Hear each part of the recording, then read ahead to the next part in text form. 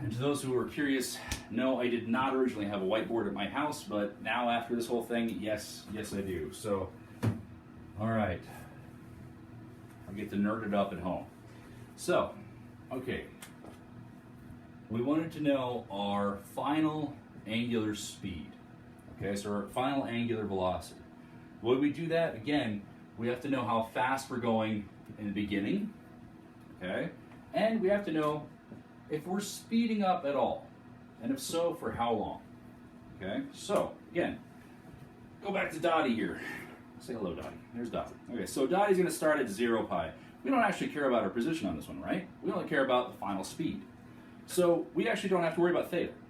We do have to worry about theta over seconds though, right? Pi over seconds. So we gotta get our radians per second for this guy, okay?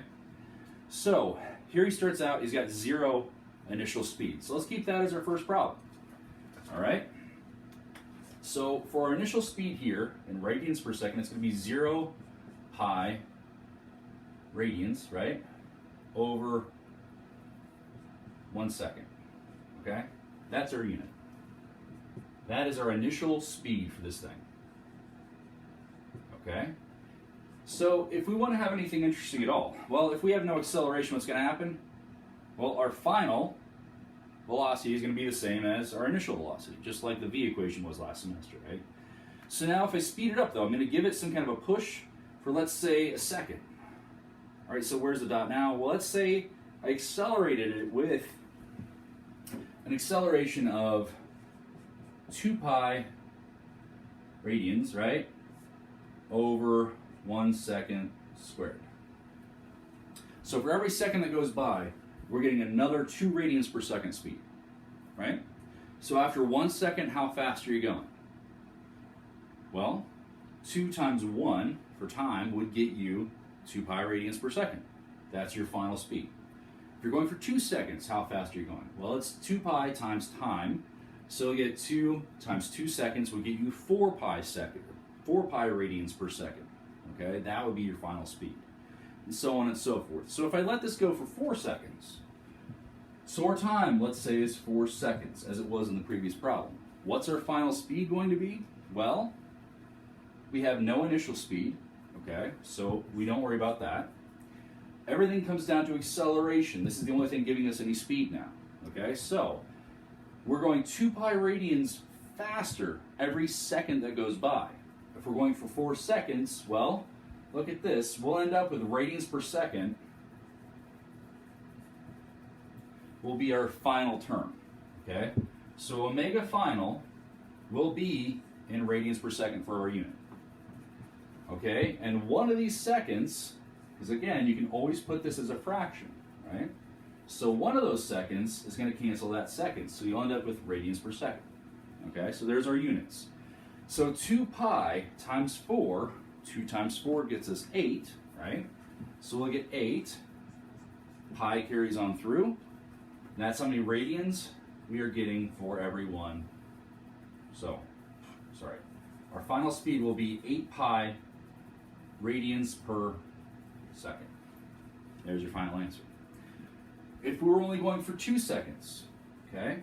If we were only going for 2 seconds, how would our answer change? I want you guys to try and work that one out. 2 pi times 2 would get you to 4 pi, right? So our final answer, if it were 2 pi radians per second, angular acceleration, going for 2 seconds, we would end up with a final angular velocity of 4 pi radians per second, okay? And that's really it. So let's turn this into one more term here, okay? Let's do one more problem like this, and that'll be the end of this video. And again, if you're still confused on any of this, I will try and work out some other examples for you, okay? So let's see here. Okay, so omega initial, let's give it an initial speed. Let's say it had an initial speed of pi, so half of a circle, radians for every 1 second that goes by. Okay, that was our initial speed. So if this thing starts out at 0, and again, position doesn't really matter here, right? But if we got, let's say it's going half a circle every second that goes by, right? There you go. And we accelerate it then. We accelerate it for, let's say, half a second, right? And the acceleration I gave it, let's make it a little interesting. The acceleration I'm going to give it is going to be 3 pi radians for every 1 second that goes by. So second per second, right? Every second that goes by, that speed changes. Okay, and we're going to go for, we said half of a second. 1/2, or let me go ahead and put it in as 0.5 seconds, right? Okay, so this just keeps on through. So for our final answer, omega final is going to be pi radians per second, okay?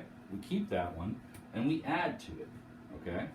So now, for every second that goes by, we're going to be going another 3 pi radians per second.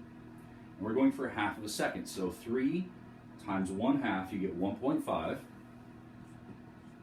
Pi carries on through. Radians still on top, didn't cancel it out, and 1 of the seconds goes away when you multiply it, because that is over 1. Okay. So now we've got our original speed, pi radians per second. Now we've added 1.5 pi radians per second. So our final speed, final angular velocity, is going to be pi plus 1.5 pi. So you got a 1 pi, 1.5, you get 2.5 pi radians per second. And there's your final answer for your final speed. And that, ladies and gentlemen, one and all, is rotational kinematics for you, okay? Very, very, very similar to those linear kinematics that we did last semester. In fact, they're pretty much identical, you're just swapping out the terms. So you guys are experts on this already. So let me know when and where you have questions. Don't let this stuff throw you off. We'll talk.